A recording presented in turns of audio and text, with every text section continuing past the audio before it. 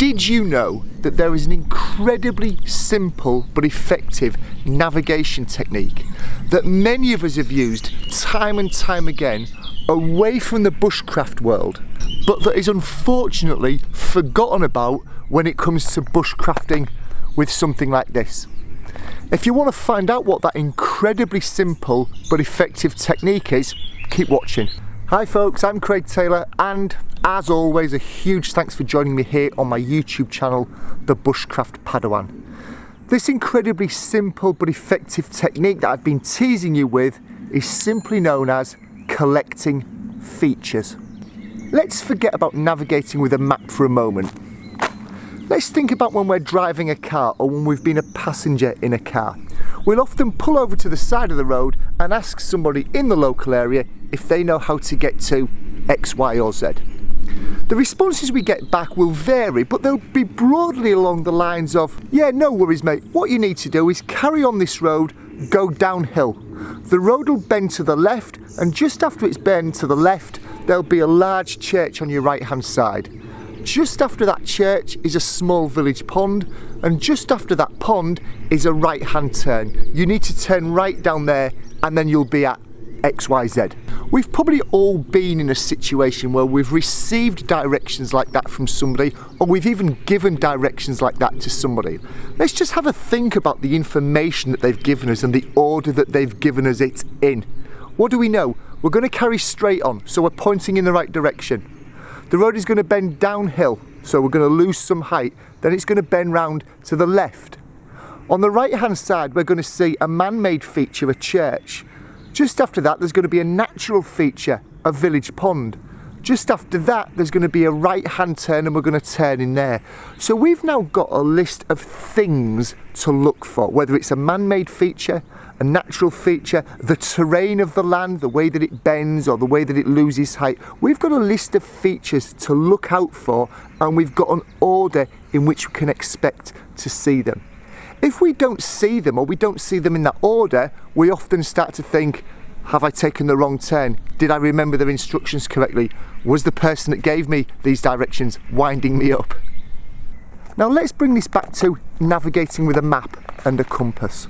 Okay, so we're not asking for directions from anybody, but what we are doing is we're still collecting, or we should still be collecting, that data, those features from the map itself. The map is giving us the expectation of what we can expect to see, in what order we can expect to see it. It's telling us of the terrain of the land. It's telling us what man-made or natural features we can expect to see and the order in which we can expect to see them. And as we're moving along that navigation leg, we are collecting those features. Just like I mentioned at the beginning, the technique is known as collecting features, and that's exactly what we're doing. We're collecting them in a certain order along a certain designated route, and if that differs, we might start to question whether we need to stop and perform some sort of sanity check or relocation exercise. Let's look at a very, very simple example of this, looking at this map here. Let me give you a close-up. So we're standing at point 1 on the map, and we're going to move towards point 2 on the map. What's the land going to tell us? Well, we can see by looking at the contour lines that if I'm heading from 1 to 2, that the ground on the left hand side of me is going to rise up somewhat, but the ground on the right hand side of me is going to drop away. So I've got an idea of the terrain here. If I'm moving between 1 and 2, I can expect to see, first of all, on my right hand side, what looks to be some sort of boundary marker. Perhaps it's a fence, perhaps it's a wall of some description. Just after that, I can see what appears to be a building, and just after that, again on my right hand side, I can expect to see another wall or fence of some description. Moving along a little further, I can see a very prominent track on my right hand side that almost looks like it's been built like a Roman road. It's very, very straight, long track running away from me on the right hand side. As I move further towards point 2 on the map, I can also start to see that I'm entering into something of a built-up area. The ground on my left-hand side appears to be still very open and climbing away from me, but the ground on my right-hand side appears to be more built up. I could expect to see some buildings or outhouses in that area there.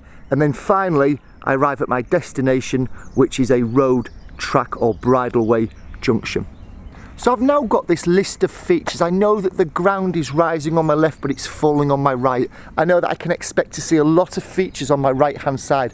A fence or a wall, then a building, then another fence or a wall, and then a long track running away from me in a very straight line on the right hand side. Just past that, starting to enter into a built up area. So I should probably be able to see or hear activity that I could expect to see in a built up area. Still the ground on my left hand side is open and rising away from me, and then I'll eventually arrive at my destination.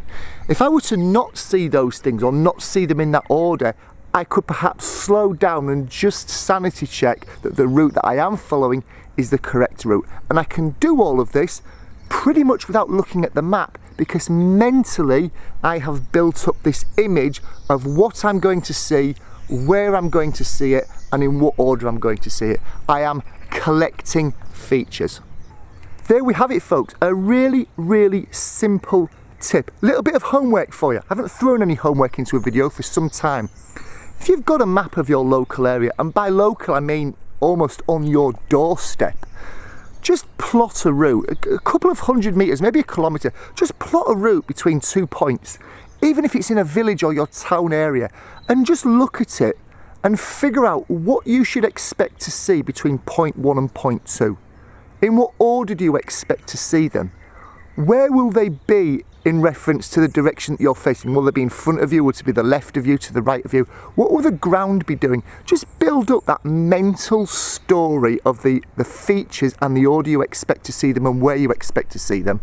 Put the map in your pocket and then walk that route. That's why it should really be a route that you know. Just walk that route and see if you can tick off these features that the map was telling you. Maybe when you're out on the ground, you'll actually spot something that either isn't on the map, if it's an older map, or maybe just something that you didn't pick up from the map detail. It's an interesting exercise to do, and it's something that on every navigation leg that you undertake, you should be attempting to look for some sort of terrain feature, man-made feature or natural feature that you can mentally check off and be able to give you that warm fuzzy feeling that the route that you are on, combined with all of your other navigation techniques, that you are heading in the right direction.